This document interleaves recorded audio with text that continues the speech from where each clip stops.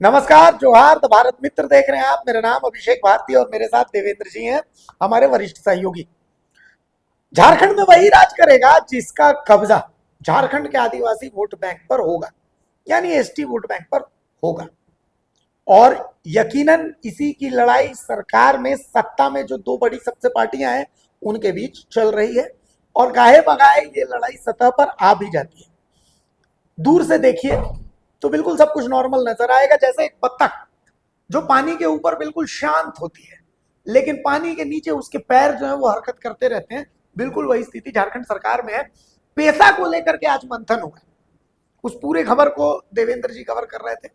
हम विंडो में चाह रहे हैं कि आपको वो तस्वीर भी दिख जाए कि देखिए पैसा को लेकर के मंथन है। इसमें प्रदेश के कांग्रेस प्रभारी के राजू मौजूद थे, ग्रामीण विकास मंत्री पंचायती राज मंत्री दीपिका पांडे सिंह मौजूद थी, पंचायत जो हमारी कृषि मंत्री है शिल्पी नेहा तिर्की मौजूद थी, रामदास सोरेन, बाकायदा शिक्षा मंत्री रामदास सोरेन मौजूद थे, दीपक बिरुआ, कोऑर्डिनेटर जो बनाए गए हैं दीपक बिरुआ मंत्री हैं वो भी मौजूद थे, तमाम लोग मौजूद थे, के राजू भी थे। के राजू थे। तो बाकायदा पैसा का जो ड्राफ्ट है वो सब, और विधायक जो है कांग्रेस को वो भी मौजूद सारे थे, जो एसटी विधायक थे वो सब मौजूद थे। पैसा का जो मजमून है, जो बेसिक ड्राफ्ट है, उस ड्राफ्ट को लेकर के सबने अपनी अपनी जो रायशुमारी है वो की है। जो सामाजिक अगुआ है वो लोग भी मौजूद थे, जो आप तस्वीरों में देख सकते हैं। उसके रिलेटेड तमाम लिंक्स जो है वो हमारे यूट्यूब और फेसबुक पेज पे भी आप लोग जाके देख सकते हैं। हम ये बताने के लिए आपको नहीं है। इसके बाद प्रदेश कांग्रेस मुख्यालय में एक प्रेस कॉन्फ्रेंस होती है। के राजू बैठे होते हैं, केशव महतो कमलेश बैठे होते हैं और प्रदीप यादव बैठे होते हैं। इनका बैठना बनता है क्योंकि के राजू प्रदेश अध्यक्ष हैं, प्रदीप यादव विधायक दल के नेता हैं, और के राजू जो है वो प्रदेश प्रभारी हैं, केशव महतो कमलेश प्रदेश अध्यक्ष हैं, और विधायक दल के नेता प्रदीप यादव। लेकिन उनके साथ जिन्होंने प्रेस कॉन्फ्रेंस को संबोधित किया वो आपको समझना जरूरी है। प्रेस कॉन्फ्रेंस को संबोधित किया बंधु तिर्की ने, प्रेस कॉन्फ्रेंस को संबोधित किया डॉक्टर रामेश्वर उरांव ने, प्रेस कॉन्फ्रेंस को संबोधित किया राजेश कच्छप ने, प्रेस कॉन्फ्रेंस को संबोधित किया डॉक्टर प्रदीप बालमुचू ने। एक बार पहले हम आपको सुना देते हैं। इस प्रेस कॉन्फ्रेंस में मांग थी कि जातीय जनगणना जो है उसके लिए तो मल्लिकार्जुन खड़गे और राहुल गांधी जी को धन्यवाद है, लेकिन जातीय जनगणना से पहले सरना धर्म कोड लागू होना ही चाहिए, वरना जाति जनगणना का कोई बेनिफिट झारखंड को नहीं मिलेगा। ये वही बात है, हमने देवेंद्र जी ने इससे रिलेटेड खबर भी की थी कि भाई इससे तो उल्टा जाति जनगणना अगर ऐसे होगा तो झारखंड को नुकसान ही होगा। खैर, पहले हम ये आपको सुना देते हैं उनके बयान, उसके बाद में देवेंद्र जी से इस पर चर्चा करते हैं। सबसे पहले मैं हमारे पार्टी के राष्ट्रीय अध्यक्ष आदरणीय मल्लिकार्जुन खड़गे साहब को, हमारे राष्ट्रीय नेता और कांग्रेस पार्टी के राष्ट्रीय पूर्व अध्यक्ष आदरणीय राहुल गांधी जी को, और हमारे झारखंड के प्रभारी आदरणीय के राजू जी को बहुत बहुत आभार व्यक्त करते हैं। ऐसा इसलिए कि देश के पॉलिटिकल पार्टी में पहला एक पॉलिटिकल पार्टी है जिन्होंने, जो देश के प्राकृतिक के पूजक हैं, उनका आइडेंटिटी का सवाल है। जैसे हिंदू मुस्लिम सिख ईसाई का जनगणना का कोड होता है, लेकिन इसका कोई कोड नहीं होने के कारण इनका आइडेंटिटी पर सवाल उठता है। और इसको लेकर के हमारे झारखंड प्रदेश और आसपास के पड़ोसी राज्यों में, चाहे छत्तीसगढ़ हो, उड़ीसा हो, बंगाल हो, असम हो, लगातार कोड का मांग कर रहे हैं कि जनगणना के लिए अलग से कोड हो। और इसके लिए कांग्रेस पार्टी और हमारी जो गठबंधन की सरकार, जैसा कि पूर्व हमारे लोगों के द्वारा कहा गया कि विशेष सत्र आहूत करके इसको भारत सरकार को भेजा गया है। और इससे पूर्व में जब चुनाव हुआ था 2019 में, तो अभी आपका गृह मंत्री जो आदरणीय अमित शाह जी हैं, उन्होंने कहा भी था गुमला के सभा में कि हमारी सरकार आएगी। ये बात 19 में कहा था और हम सरना कोड हम देंगे। लेकिन जब उनकी सरकार बनने के बाद में भी ये मामले पर कभी उनके पार्टी के द्वारा चर्चा तक नहीं किया जा रहा है। और इसके लिए विशेष सत्र आहूत करके केंद्र सरकार को भेजा गया है। हम इसके लिए, जिसे हमारे प्रदेश के अध्यक्ष ने कहा कि 26 तारीख को इसके लिए पूरी आवाज को बुलंद करते हुए हम महामहिम के माध्यम, राज्यपाल के माध्यम से हम राष्ट्रपति को ज्ञापन हम लोग देंगे। और इस लड़ाई को आर पार लड़ाई लड़ने के लिए कांग्रेस पार्टी तैयार है। जैसा कि हमारे सीएलपी के नेताजी ने कहा कि हम जंतर मंतर में जाएंगे और दिल्ली में भी वहां पर हम लड़ेंगे और हर हालात में जो प्राकृतिक के पूजक हैं उनका आइडेंटिटी के लिए जनगणना कोड किसी भी हालत में जो 7वां कोड है आदर्श को हटा दिया गया था, इसको हम स्थापित कायम करके रहेंगे। धन्यवाद। इस मौके पर मैं धन्यवाद देता हूँ हमारे प्रभारी के राजू साहब को, हमारे प्रेसिडेंट केशव महतो जी को, जो पेश करके विशेष रूप से इस विषय पर चर्चा कर रहे हैं और हमारी मांग, आदिवासियों की मांग को रख रहे हैं, आगे बढ़ाने की हर कोशिश कर रहे हैं। इत्तेफाक से मैं उनमें से हूँ जिन्होंने सरना धर्म कोड की मांग दिल्ली तक रखी। दिल्ली में मैं रहता था, 2004 में एमपी बना, कई बार मीटिंग किया, अलग अलग राज्यों को बुला के एक साथ बुला करके, उड़ीसा, मध्य प्रदेश, महाराष्ट्र, राजस्थान, ऐसे राज्यों के लोगों को बुला के मीटिंग करता, फिर होम मिनिस्टर जाके मिला करता था, सेंसस कमिश्नर के पास भी लोगों को पहुंचाता था और अपनी बात को रखवाता था, लेकिन कुछ हुआ नहीं। लेकिन जब यहाँ सरकार बनी, पिछली सरकार बनी हेमंत जी के नेतृत्व, तो 2019 में जो घोषणा पत्र बना था, उसमें मैं अध्यक्ष था उस समय, तो मैंने ही उसको रखवाया था कि सरना कोड हम जब आएंगे, सरकार बनेगी हमारी, तो विधानसभा से पारित करा के भारत सरकार को हम भेजेंगे सरना कोड के लिए, क्योंकि देना तो भारत सरकार को ही है, इसलिए हम लोग भेज सकते हैं। ये मैंने किया, उन लोगों ने किया था। तो 11 नवंबर 2020 को इसको विधानसभा से पारित करके भेजा गया है। लेकिन अभी क्या हुआ, भारत सरकार इस पर चुप्पी साधे हुई। देखिए, सरना कोड हमारे लिए बहुत ही महत्वपूर्ण बात है। लगभग 10.5 करोड़ से ज्यादा संख्या हमारी है आज के दिन में भारत में। हम किस धर्म के, हमको अलग अलग देखा जाता है। कोई कहता है कि आप तो हिंदू, कोई कहता है क्रिश्चियन,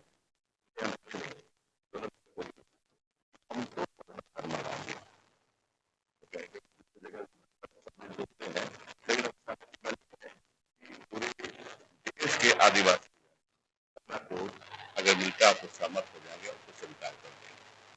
तो हमारा धर्म में अलग पहचान, धर्म क्या पहचान होती है। आप कहीं जाते हैं, आपको कहता है कि आप हिंदू है, आप फला है, आप धर्म को मानते हैं, आप फला धर्म को मानते हैं, तो हमारा क्या है, कंफ्यूजन है हमारे साथ। तो हम शुरू से ही, और ये आज का नहीं है, मान झारखंड आंदोलन के साथ शुरू हुआ। बता रहा हूँ, जपाल सिंह के जमाने में, और सबसे बड़े खुदा का जी थे जो एमपी थे और दिल्ली में रहते थे, हर बार हर मीटिंग में जहाँ कहीं जाते थे तो सरना कोड की मांग करते थे। तो हमारे पुरोधा भी, हमारे पुरखे लोग भी हैं, इसके लिए मांग कर रहे हैं, हमारी मांग, और अच्छा लग रहा है हमको। हमारे प्रभारी जी आए हैं, इसमें रुचि ले रहे हैं, और यही नहीं, हम आगे भी जाएंगे।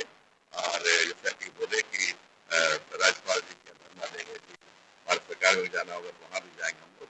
तो हमारी मांग है ये, और आप लोगों से अपील है कि आप लोग भी, प्रेस के लोग भी, चाहे झारखंड के होते हैं, देश के प्रेस के लोग, हमारी इस मांग को, सही मांग को रखें। धन्यवाद। और हमारे अध्यक्ष का विशेष आभार प्रकट करना चाहते हैं कि इस सरना कोड की इशू को अब पार्टी ने अपना महत्वपूर्ण एजेंडा बना दिया, और इसलिए बनाया है, आपको पता है कि अभी राहुल जी की बात करी, खड़गे जी की बात करी, वही सेक्टर का दोनों ग्राउंड था अगल बगल, वहाँ दोनों नेताओं ने बड़ी साफ साफ कहा था कि सरकार, कांग्रेस कटिबद्ध है कि जब हम सत्ता में आएंगे तो सरना धर्म कोड को लाएंगे। अब जब जाति गणना की बात चल रही है, तो जो आपको पता है कि अब जो पहले 7 कॉलम थे, अब वो घट के 5 हो गए, 6 हो गए।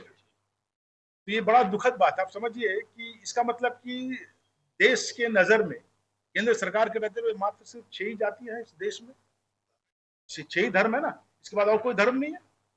जबकि हम लोग जानते हैं इसके बाद भी और धर्म है। पहली बात, अगर सरना कोड की बात को हम छोड़ भी दें तो बाकी लोग जो हैं वो लोग बाकी धर्म कहाँ अपना धर्म लिखेंगे? जो दूसरे जात के लोग हैं, दूसरे धर्म के लोग हैं, सॉरी, वो अपना धर्म को कहाँ लिखेंगे? अगर जो 6 में फॉल नहीं करते हैं तो फिर उसके लिए कोई ऑप्शन ही नहीं है। ये तो ऐसा हो ही नहीं सकता। उसको ठीक है, 7वां तो बनाना ही पड़ेगा। और उसमें साथ ही हम लोग की मांग है कि 7वां में जो सरना कोड है उसके साथ में जो दूसरे जगह दूसरे आदिवासी अगर सरना नहीं बोलते हैं उसको, तो आदिवासी धर्म ऑब्लिक धर्म, आदिवासी धर्म ऑब्लिक अदर्स, ये कोड में 7वां में रहना चाहिए। और हमको लगता है ये बड़ी जरूरी है। ऐसा नहीं हो सकता है कि आप 6 धर्म कोड में पूरे देश को समेट देंगे। इसलिए जो 7वां धर्म कोड है ये निश्चित रूप से जरूरी है। और उसके लिए पार्टी ने निर्णय लिया है कि पिछले 26 तारीख को हम लोग धरना दे रहे, महाधरना देंगे महामहिम राज्यपाल के समक्ष।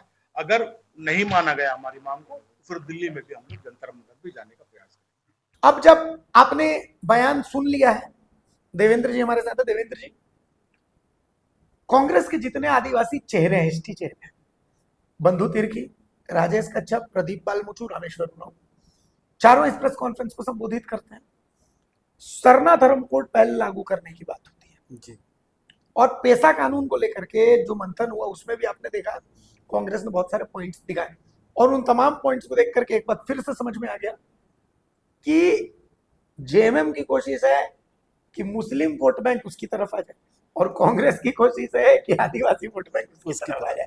देवेंद्र जी, आपने ठीक ही कहा कि पिछले दिनों हम लोग ने इस पर चर्चा की थी और दरअसल सरना धर्म कोड को लेकर यदि पिछले दिनों के हैं या पिछले 5 वर्षों से तो जेएमएम काफी मुखर थी, कांग्रेस उस पर बोलने से परहेज करती थी।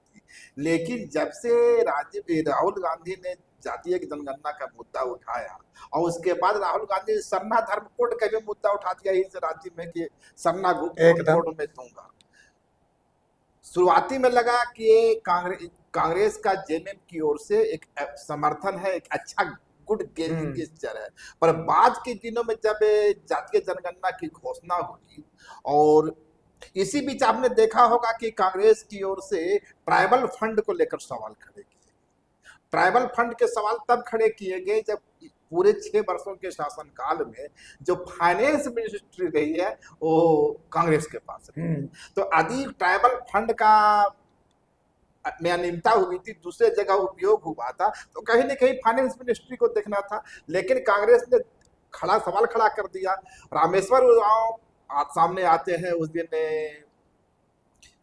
और भी जो आदिवासी विधायक हैं वो सामने आते हैं और सरकार को कटघरे में नहीं खड़ा करते, वे डायरेक्टली रूप से केंद्र सरकार को कटघरे में खड़ा करते हैं, दिखाने की कोशिश करते हैं कि उनके निशाने पर ये नहीं है। लेकिन सवाल ये है कि ट्राइबल फंड का डाइवर्ट किसने किया था, और इसी से मिलता है, इसके संकेत मिलते हैं कि कहीं ना कहीं जो झारखंड की पॉलिटिक्स है उसमें जेएमएम और कांग्रेस के बीच अपनी सरजमीन को बचाने की, अपनी सरजमीन को एक्सपैंड करने की कोशिश चल रही है।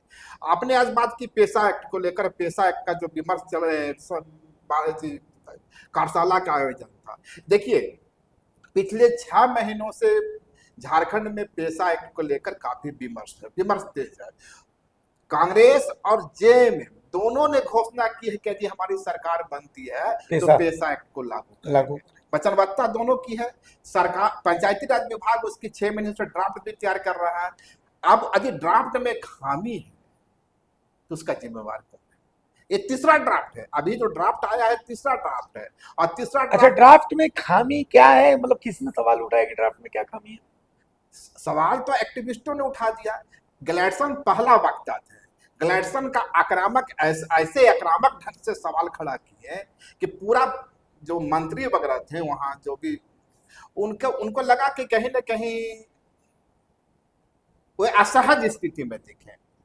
और उसके बाद का जब देखिएगा शिल्पा नेहा तिर्की का बयान, तो शिल्पा नेहा तिर्की ने जो सवाल खड़ा किया, कहीं ना कहीं भले ही वो ग्लैडसन का नाम नहीं ले रही थी, पर ग्लैडसन जिन संकेतों की ओर इशारा कर रहे थे, जो सवाल उठा रहे थे, निश्चित रूप से उन्हीं सवालों को वो दूसरे सवाल में उस बात को उठा रही थी। लेकिन ताजुब की बात है के राजू मंच पर आते हैं और पूरा नैरेटिव ही चेंज होता नजर आता है। आपको याद होगा कि यहाँ एक्टिविस्टों की मुख्य मांग क्या थी? मुख्य मांग थी कि जेपीआरओ को लागू नहीं हाँ एकदम जेपीआरए लागू JPRA ही नहीं होना चाहिए। के राजू ने कहा कि जेपीआरए जो बना है वह समान क्षेत्र के लिए बना है, 5वीं अनुसूचित शेड्यूल एरिया के लिए नहीं बना है। तो आप चाहे तो जेपीआरए में पूरा संशोधन कीजिए, और नहीं तो बेहतर होगा कि 5 जो शेड्यूल एरिया है उसके लिए नया एक्ट लेकर आइए। अब बताइए इसके इशारे क्या है? के राजू ने कहा कि आदिवासी समुदाय समझता है कि ये जो गांव है, गांव के जो संसाधन है उसकी संपत्ति है, सरकार समझती है रिसोर्स का साधन है। के राजू ने कहा कि इस ड्राफ्ट को तैयार करने में हमारी भी भूमिका रही है, केंद्र की बात कर रहे थे, और फॉरेस्ट एक्ट से लेकर दूसरे एक्ट जब हमने तैयार किया तो हमारी भागीदारी रही। हम उस चीज को समझते हैं कि किस भावना के साथ लागू हुआ, और वे गंभीर इशारा करते हैं कि इस ड्राफ्ट में जो ड्राफ्ट है पंचायती राज विभाग का, यह उस संवेदना को जाहिर नहीं करती है। के राजू कहते हैं कि हड़बड़ी में गड़बड़ी करने की कोई जरूरत नहीं है, बेहतर हो कि नए सिरे से ड्राफ्ट किया जाए, और सिर्फ शहर में बैठ करके 2-4 बुद्धिजीवियों को बैठा करके, 2-4 एनजीओ वालों को बैठा करके इस पर विमर्श नहीं, अच्छा विमर्श खड़ा नहीं किया जा सकता है। अच्छा होगा सरकार ग्रासरूट लेवल तक जाए, पंचायत लेवल तक जाए, और इसके जो सीधे हितकारी है, सीधा हितकारी कौन है?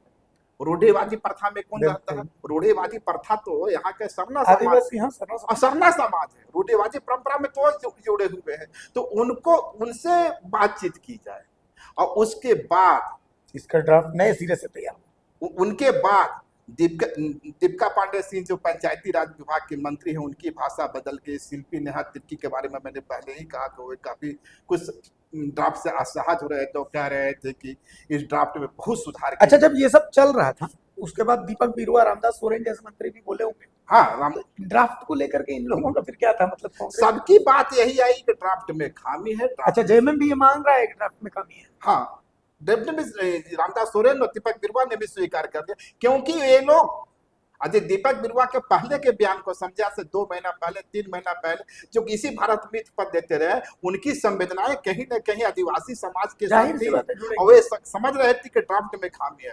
और निश्चित रूप से ड्राफ्ट में जो तैयार किया गया है, कई गलेटसन ने कई और इशारा किया, भाई आप पंचायत सचिव भेज रहे हैं वहां, तो सरकार जो है गांव जो है संसाधन जुटाएगा, गांव प्लानिंग बनावेगा, पर गांव उसको एग्जीक्यूट नहीं करेगा। ये कैसे हो रही है? के राजू ने कहा कि पूरा का पूरा जो हम इसकी परिकल्पना इस रूप में की गई है कि गांव एक स्वशासी इकाई होगी, हमें उस दिशा में बढ़ना पड़ेगा, और रिक्स से लेकर भी आदिवासी समुदाय को संवेदनाओं को समझना पड़ेगा। मतलब कुल मिलाकर के बात यही है कि चाहे उस आप पेशा को लेकर के जो चर्चा हुई, अभी कांग्रेस की जो पीसी होगी, मजमून यही निकल रहा है कि मकसद यही कि आदिवासियों के ज्यादा करीब कौन पहुंच पाता है। निश्चित रूप सरना समाज के ज्यादा करीब कौन, सरना समाज के ज्यादा नजदीक कौन पहुंच पाता है। एक और बयान है बंधु तिर्की का, वो भी दिखा देते हैं। दिखाइए। बंधु तिर्की अपने प्रेस कॉन्फ्रेंस में कह रहे हैं कि टीएसी की बैठक हो रही है, चलिए अच्छा है, टीएसी का बैठक होना चाहिए। जब बिहार सरकार थी उस समय 21 मेंबर हुआ करते थे टीएसी में, मुख्यमंत्री की अध्यक्षता में। 17 जो होते थे वो तो अपना होते थे, और 3 नामित सदस्य होते थे। झारखंड में 32 जनजाति है, एक भोक्ता समाज को जोड़ दिया गया तो 33 तो 33 हो गई। तो 33 के प्रतिनिधि टीएसी में होने चाहिए। बंधु तिर्की की मांग है कि 33 के 33 प्रतिनिधि, मतलब एक समाज से अगर एक आता है तो 33 तो ऐसे हो गए, और प्लस जो अपने मेंबर होते हैं, नामित सदस्य होते हैं, वो सब अलग हो जाते हैं। देखिए, जैसा कि आज के अखबार में समाचार आया है कि 21 तारीख को ट्राइबल एडवाइजरी काउंसिल की बैठक होने वाली है, आदिवासी परामर्शदात्री समिति की बैठक होने वाली है। बैठक बिल्कुल होनी चाहिए, क्योंकि संवैधानिक संस्था है, और जनजातीय आदिवासियों के कई सारे मामले हैं। सरकार को ये एक तरफ से उसको सुझाव देती है, और इन चीज़ों को इम्प्लीमेंट किया जाता है, कई ऐसे मामले हैं। लेकिन बिहार के समय से ही ये जो आदिवासी परामर्शदात्री में 21 सदस्य हुआ करते थे, जिसमें चेयरमैन होते हैं मुख्यमंत्री, 17 एमएलए और 3 मनोनीत सदस्य सामाजिक कार्यकर्ता अगर होते हैं।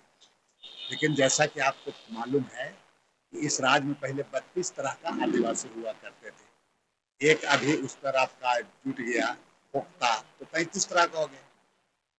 हमारा ये कहना है सरकार से कि आप बिल्कुल आदिवासी परामर्शदात्री का बैठक करें, लेकिन इसको विस्तार होना चाहिए और 35 तरह का जो आदिवासी है उनका भी प्रतिनिधित्व होना चाहिए।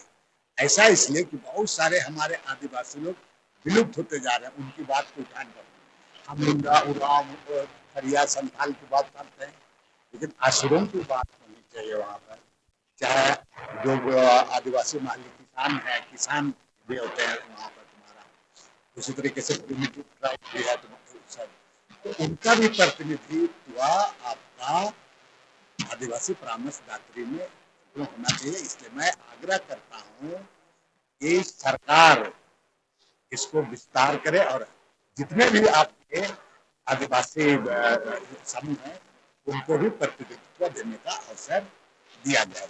तो मतलब एटलीस्ट 33 मेंबर तो। अब इसको इस रूप में समझिए, अभी तक जो है वो संथाल के हैं, मुंडा के हैं, हो के हैं, क्या उसमें खड़िया जानती नहीं है, खड़िया है, भोक्ता नहीं है, भोक्ता नहीं है। तो जो कांग्रेस का गेम प्लान किया है वे अपने जमीन का विस्तार चाहती है, और बड़ी बात यह है कि कांग्रेस जो अपने राजनीतिक जमीन का विस्तार करना चाह रही है वे जेएमएम की जमीन पर करना चाह रही है, वो भाजपा की जमीन पर नहीं जा रही है। आदिवासी समाज में जो कांग्रेस की घुसपैठ होती है या कांग्रेस की तो जेएमएम की जमीन है, जमीन है, तो ये स्थिति है। चलिए, तो कुल मिलाकर के एक क्या यहाँ समझने की जरूरत है। आज जब मैं वहां गया, कल आज सुबह जब मेरी नींद टूटी तो सबसे पहले मैंने व्हाट्सएप चेक किया, तो जो सरना समाज के एक्टिविस्ट हैं उसमें से कुछ एक्टिविस्टों की ओर से हमारे पास एक सूची भेजी। अब पूछा गया हमसे सवाल कि पंचायती राज विभाग ने जिन लोगों को पैनलिस्ट में जगह दिया है उसमें 18 जो है ईसाई। अच्छा और सरना धर्मी जो है ये हम 4 या 5 हैं। तो इससे बेहतर होता कि इसे किसी होटल में करने के बजाय किसी चर्च में कर लिया जाता। उनका सवाल था कि पेशा किनके लिए बना है, जो रूढ़िवादी सरना समाज के लिए, रूढ़िवादी परंपरा से जुड़े, रूढ़िवादी परंपरा से वही जुड़े हुए हैं। पर ये जो पूरा पैनल है इसमें रूढ़िवादी परंपरा के लोग कहाँ हैं? चाहे तो कन्वर्टेड ईसाई है या फिर एनजीओ के सरगना है, उनका नाम था बजाते, उन्होंने लिखा था कि कौन कौन एनजीओ के सरगना है। बॉस ये बहुत बड़ा पॉइंट है, ये बहुत बड़ा पॉइंट है। तो आखिर पंचायती राज विभाग हम सरना धर्मियों को अलग क्यों कर रहा है? अब के राजू को उस बयान को जोड़ के देखिए, पंचायती राज विभाग जो किया वो किया, विनय चौबे या जो है उनके थे वो जो किए से किए, के राजू ने तो पूरा नैरेटिव बदल दिया। तो इसीलिए, और के राजू क्या है? के राजू दलित राजनीति का एक बड़ा चेहरा, बहुत बड़ा चेहरा, नो डाउट। एक आईएएस रहे हैं और सरकार का नीतियां कैसे टैंक रहे हैं, हाँ, कैसे एग्जीक्यूट होती है, कैसे प्लानिंग बनती है। मनरेगा योजना जो आज लागू है, उस मनरेगा के पीछे का दिमाग जो है वो के राजू को बताया जाता है। वही दिमाग आज झारखंड में कांग्रेस का दिमाग बन चुका है, और कांग्रेस हर कदम अपना जो बढ़ा रही है वो जेएमएम के राजनीतिक जमीन की ओर। चलिए, तो भाई देखना है कि किसकी राजनीतिक जमीन पर किसका कब्जा हुआ है, किसका जमीन पर म्यूटेशन किसका होता है, इसका इंतजार रहेगा। और यहाँ पर कोई सीओ नहीं है, यहाँ पर तय करने वाले आप लोग हैं कि जेएमएम पे जमीन पे कांग्रेस का म्यूटेशन होता है, रसीद कटती है, या कांग्रेस की जमीन पर जेएमएम का म्यूटेशन होता है, क्योंकि है तो ये जमीन खतियानी। तो अब देखिए रजिस्ट्री किसके नाम से होती है, प्लॉट किसका कटता है। लेकिन राजनीति बहुत जबरदस्त चल रही है, इस राजनीति को देख सके, समझ सके तो देखिए और समझिएगा जरूर। नमस्कार, जोहार। अगर खबर पसंद आए तो आप QR स्कैन कर दें हमारा साथ। आपका एक छोटा आर्थिक सहयोग है हमारा बड़ा हौसला। द भारत मित्र, बुलंद भारत की बुलंद तस्वीर।